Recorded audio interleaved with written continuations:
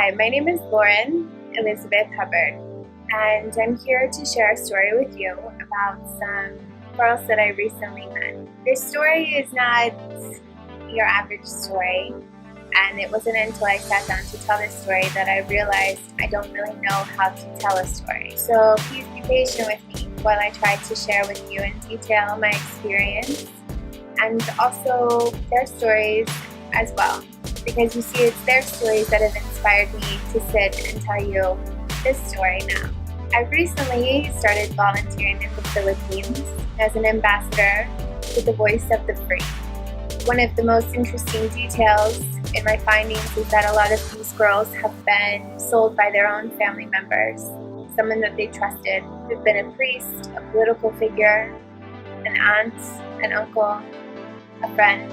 And you can imagine what it feels like when you're told that you're special, you're beautiful, you're different. This can inspire anyone that lives in poverty to go and serve their family. Because you see, in the Philippines, as I've learned, the entire nation is premised off of family values. To have your world shaken by someone's offer at an opportunity of a better life, you would take that. We all would. Imagine that you're online and you get a message. Perhaps it's someone that you don't know, but maybe there's a mutual friend. Or they look okay, so you're not worried about whatever their motive is, so you respond. They ask you if you'd like to travel, if you'd like to meet people your age, if you'd like to make a better earning for your family. Initially, you'd be hesitant, and as one of the girls said to me, she was 60%, 40%. When I asked her what that meant, she said she was 60% confident that she would be helping her family and only 40% scared at this opportunity that was provided to her via social media request. In the Philippines, there are men that are sitting on the other side of the computer that are looking for young girls interested at a chance for a better life.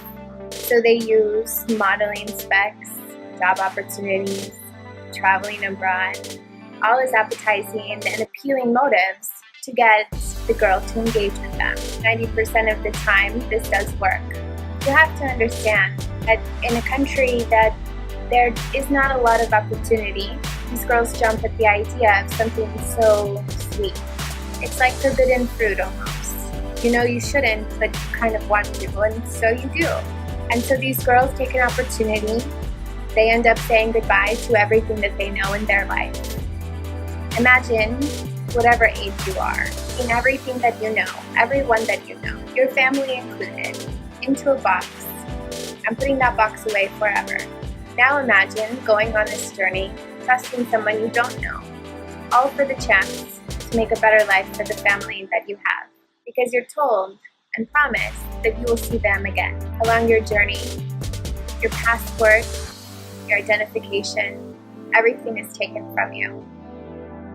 You're left wondering, questioning, and feeling uncertain about the decision you just made. Now, I'm not sure of your age right now, but imagine that you're somewhere between the age of 1 to 18 years old. Imagine everything that you know in life gone. And now you're at the beckon of someone that you don't know and anything that they request.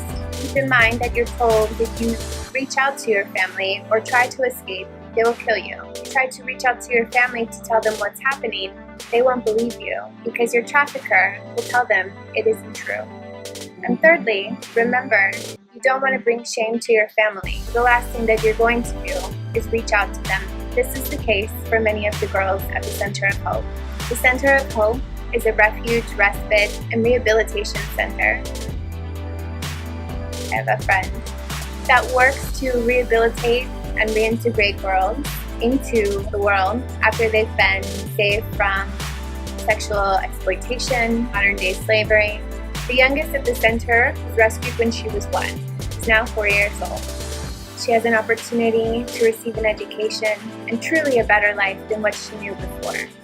Her trafficker, unfortunately, although convicted, has no remorse for anything that he's done, and has been quoted for saying that he was only trying to provide a better life for her and would not change his actions if he could. Men don't sell girls. they help raise them. So I'm coming to you as an ambassador of the voice of the free and a voice for the Center of Hope, asking you to take a moment. Please kindly click on the link below and get more familiar with this foundation that I've come to volunteer with, fall in love with, and more importantly, advocate for. My mission is simple. I believe that education is a fundamental pillar for every human being. We have the opportunity to change the lives of many girls, and it can start with you making a donation today. When the girls come into the Center of Hope, they receive psyche evaluation through a social worker. We need to be aware of the mental state that these girls come to us in.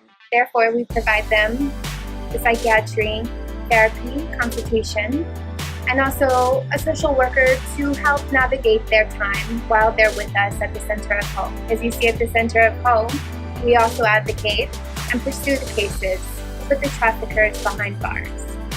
This isn't something that's easy, and it doesn't happen overnight. Therefore, these girls at the center for more than a year, more than 2, sometimes 3. Luckily, we have the opportunity to provide on-site education at the shelter.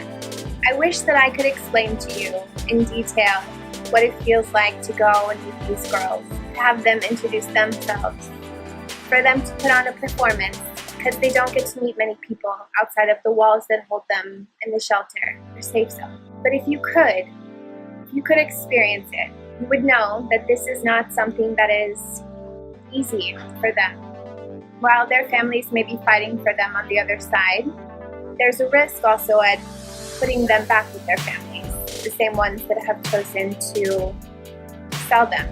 Because you see in the Philippines, there's a lot of poverty, as there is everywhere, which leads to finding ways to create sustainable living. But I want to remind you that just because something has worked for a long time doesn't mean that it's okay.